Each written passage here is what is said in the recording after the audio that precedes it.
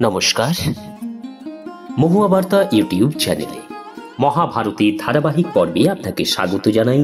আজকের পর্ব সগর পুত্রদের মৃত্যু এবং গঙ্গার অবতরণ। চ্যানেলে যারা নতুন তাদের অনুরোধ জানাবো চ্যানেলটি সাবস্ক্রাইব করে মহাভারতের ধারাবাহিক পর্বগুলি শ্রবণ করুন। আসুন আজকের পর্ব শুরু করি। যুধিষ্ঠির জিজ্ঞাসা করলেন, ব্রাহ্মণ, সমুদ্র জলপূর্ণ করতে ভগীরথের পূর্বপুরুষেরা কিভাবে উপলক্ষ হলেন? ভগীরথ কি করে সমুদ্রকে জলপূর্ণ করলেন সেই কাহিনী সবিস্তারে শুনতে ইচ্ছা করি। মহর্ষি লোমশ বললেন, রাজন, ইক্ষ্বাকু বংশে সগর নামে এক রাজা ছিলেন। তিনি ছিলেন অত্যন্ত রূপবান, বলবান, প্রতাপশালী এবং পরাক্রমী। তার দুই স্ত্রী ছিলেন, বৈদর্ভী এবং শৈবা। স্ত্রীদের সঙ্গে নিয়ে তিনি কৈলাস পর্বতে গিয়ে যোগাভ্যাসের সাহায্যে অত্যন্ত কঠিন তপস্যায় রত হলেন। কিছুকাল তপস্যা করার পর তিনি ত্রিপুর নাশক ত্রিনয়ন ভগবান শঙ্করের দর্শন লাভ করলেন। তিনি দুই রানীকে নিয়ে ভগবানের শ্রীচরণে প্রণাম জানিয়ে পুত্রের জন্য প্রার্থনা করলেন। শ্রী মহাদেব প্রসন্ন হয়ে রাজা রানীদের বললেন, রাজন, তুমি যে বর প্রার্থনা করেছ তার প্রভাবে তোমার এক রানীর গর্ভে অত্যন্ত অহংকারী এবং শক্তিশালী ৭,০০০ পুত্র জন্ম নেবে। কিন্তু তারা একসঙ্গে সকলেই বিনাশপ্রাপ্ত হবে, আর দ্বিতীয় রানীর গর্ভে বংশ রক্ষাকারী একটি মাত্র বীরপুত্র জন্মগ্রহণ করবে। এই বলে ভগবান রুদ্র তখনই অন্তর্হিত হলেন। রাজা সগর আনন্দিত রানীদের নিয়ে প্রাসাদে ফিরে এলেন।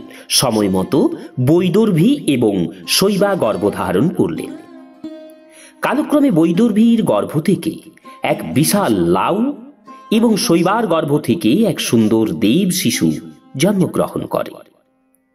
রাজা সেই লাউটিকে ফেলে দেবার সিদ্ধান্ত নিলে তখনই এক গম্ভীর স্বরে আকাশবাণী হল, রাজন, এ কাজ অনুচিত, এভাবে পুত্রকে পরিত্যাগ করা অধর্ম।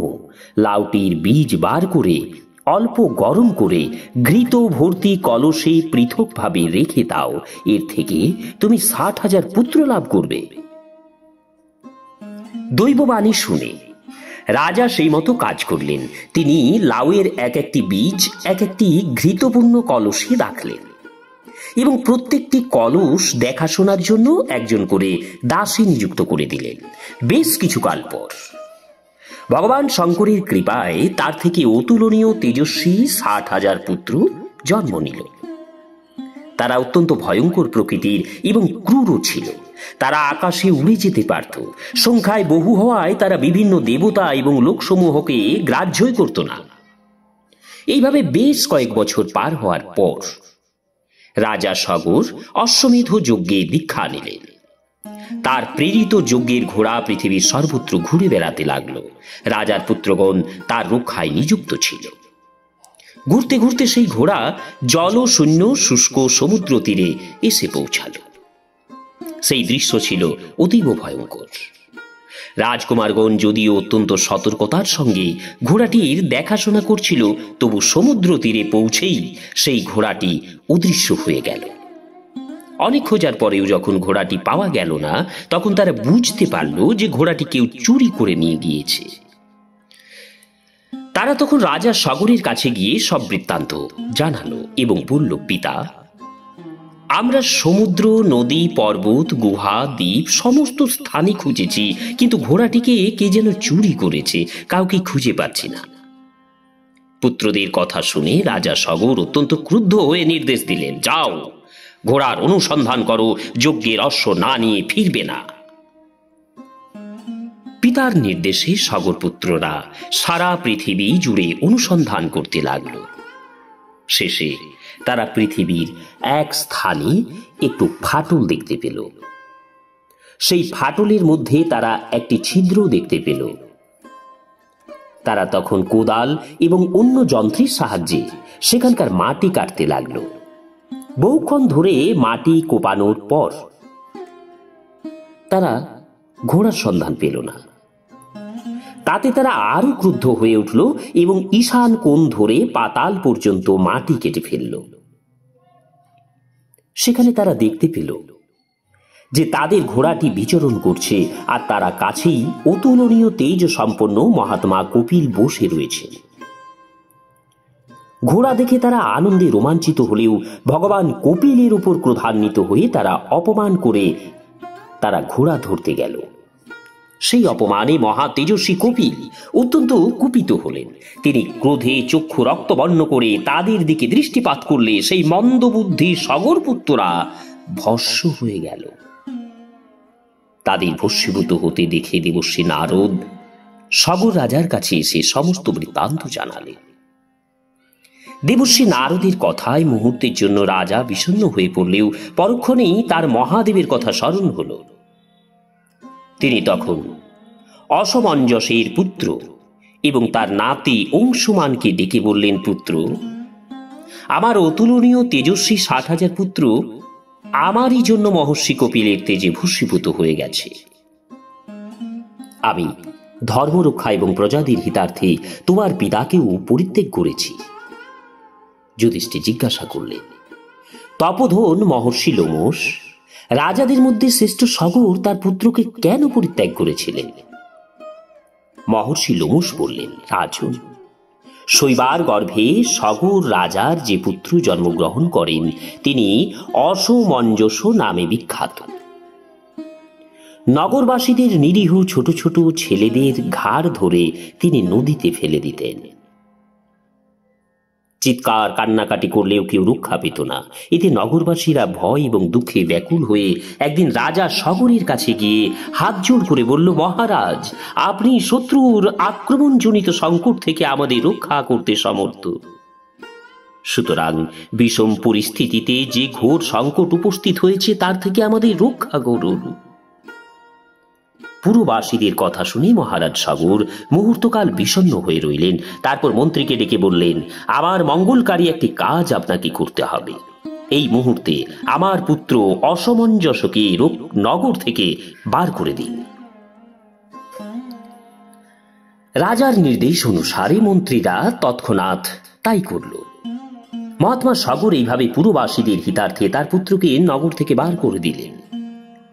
সগর রাজা অংশুমানকে বললেন, পুত্র, তোমার পিতাকে আমি নগর থেকে বার করে দিয়েছি।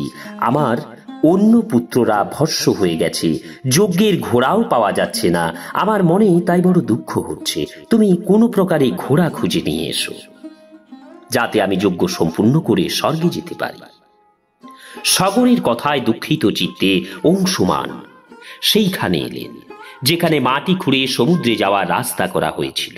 সেখানে গিয়ে তিনি যজ্ঞের ঘোড়া এবং মহাত্মা কপিলকে দেখতে পেলেন। তেজপূর্ণ ঋষি কপিলকে দর্শন করে তিনি তাকে প্রণাম করে তার আসার উদ্দেশ্য ব্যক্ত করলেন। অংশুমানের কথা শুনে মহর্ষি কপিল অত্যন্ত প্রসন্ন হয়ে বললেন, বৎস, আমি তোমাকে বর প্রদান করতে চাই, তোমার যা ইচ্ছা চেয়ে নাও। অংশুমান প্রথম বরে যজ্ঞের অশ্ব চাইলেন। তারপর দ্বিতীয় বরে তার পিতৃপুরুষদের পবিত্র করার জন্য প্রার্থনা করলেন। তখন মহা তেজস্বী মুনি কপিল বললেন, হে অনঘ, তোমার কল্যাণ হোক। তুমি যে বর প্রার্থনা করেছ আমি তার সবই তোমায় দিচ্ছি। তোমার মধ্যে ক্ষমা, ধর্ম এবং সত্য বিদ্যমান।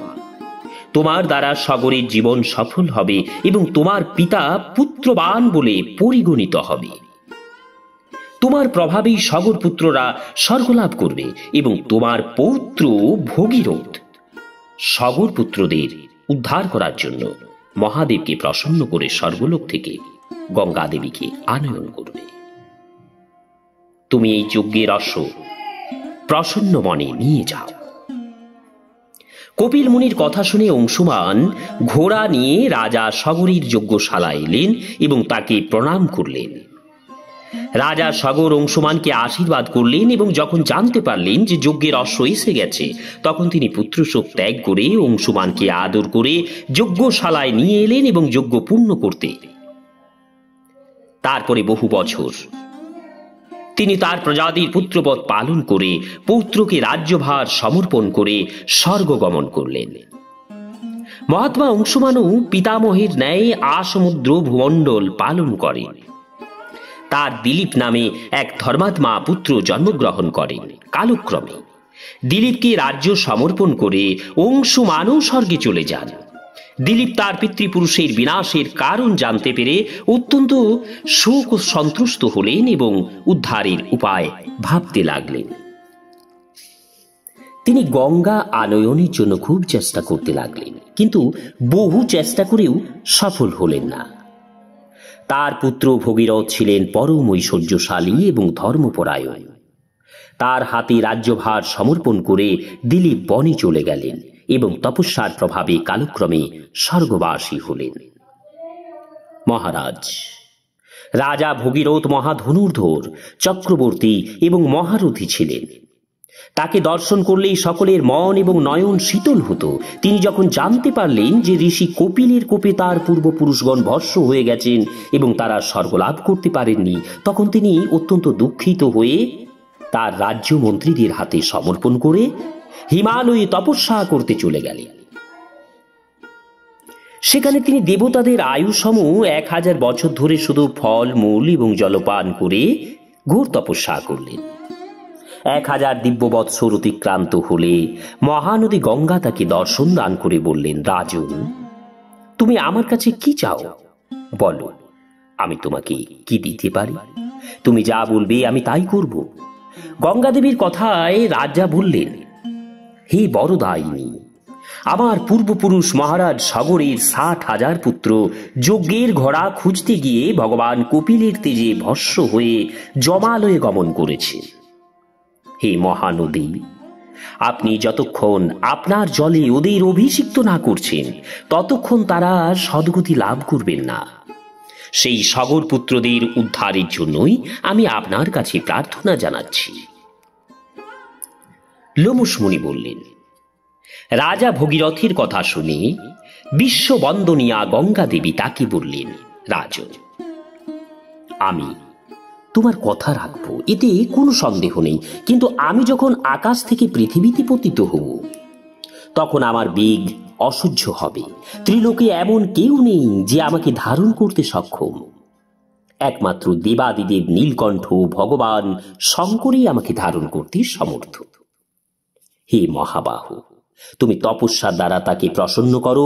আমি যখন পৃথিবীতে নামব তখন তিনি আমাকে তার মস্তকে ধারণ করবেন। তোমার পূর্বপুরুষদের হিতার্থে তিনি অবশ্যই তোমার ইচ্ছা পূরণ করবেন।